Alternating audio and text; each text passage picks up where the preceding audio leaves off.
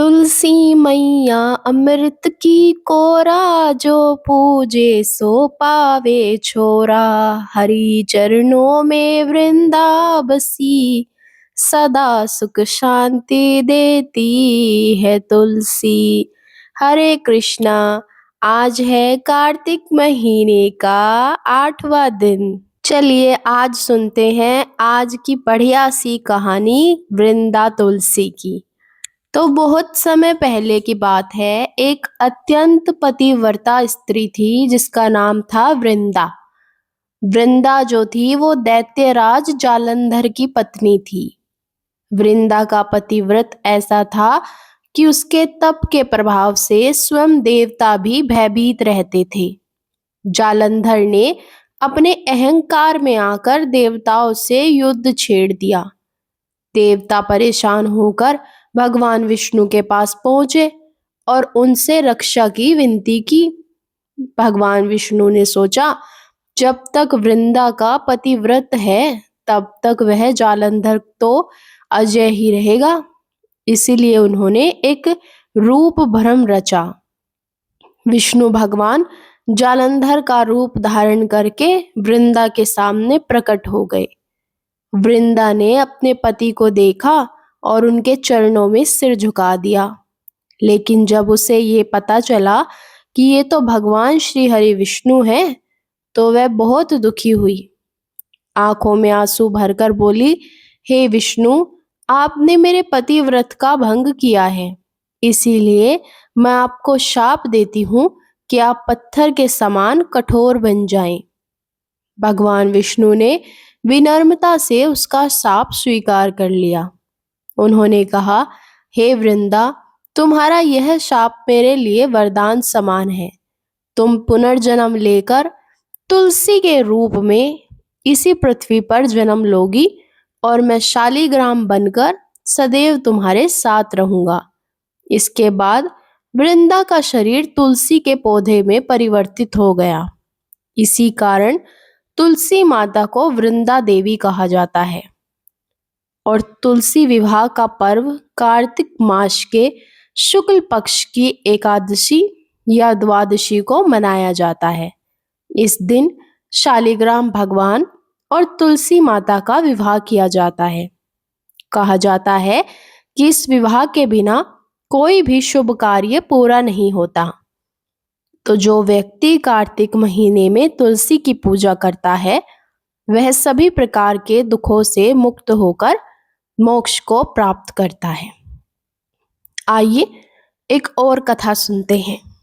एक बार बाल गणेश और कार्तिकेय जी किसी जंगल में खेल रहे थे।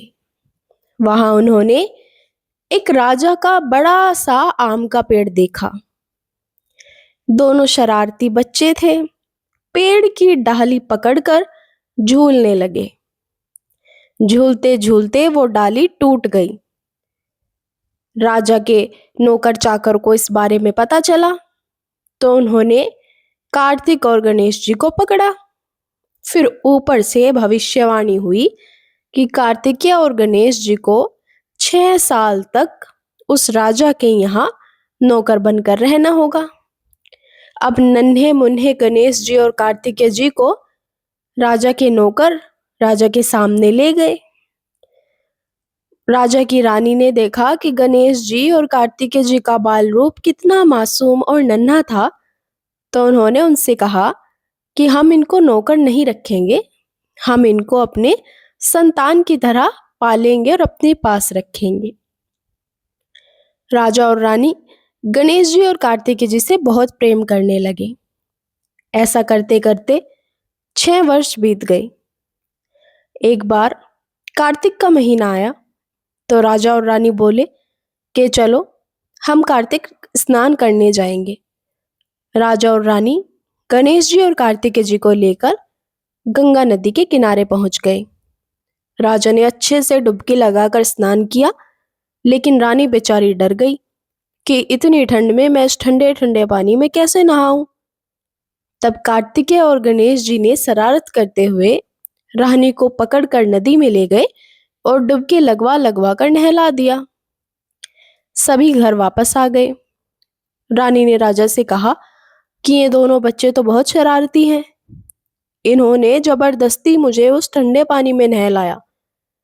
तब राजा ने रानी को समझाया कि ये शरारती नहीं है, इन्होंने तुम्हारे लिए पुण्य का कार्य किया है। इन्होंने तुम्हें कार्तिक महीने में गंगा नदी में स्नान करवाया है। इन्होंने तुम्हारा ये जन्म ही नहीं, तुम्हारा अगला आने वाला जन्म भी उतार दिया है। ये सुनकर रानी बहुत खुश हुई। रानी ने कहा कि हम अब इनको हमेशा अपनी संतान के रूप में घोषित कर देंगे। लेकिन कार्तिकेय जी और गणेश जी बोले कि नहीं, अब हमें वापस जाना होगा, क्योंकि ये भविष्यवाणी हुई थी कि हमें 6 वर्ष तक आप लोगों के पास रुकना पड़ेगा।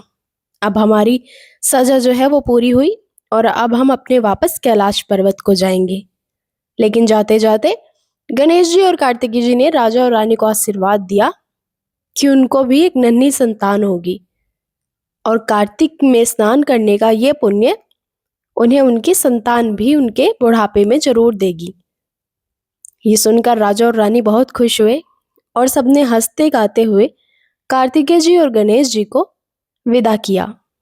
तो जिस प्रकार भगवान गणेश ने 6 साल तक उनके पास रहकर उनका भला किया, उन्हें कार्तिक स्नान कराया, उनका जीवन भव सागर से पार किया, ऐसे ही प्रभु गणेश हम सब पर अपनी कृपा दृष्टि बनाए रखे और इस कार्तिक महीने में सुने जाने वाली सारी कथाओं, महात्म का, स्नान का और दीपदान का पुण्य हमें देकर जाए।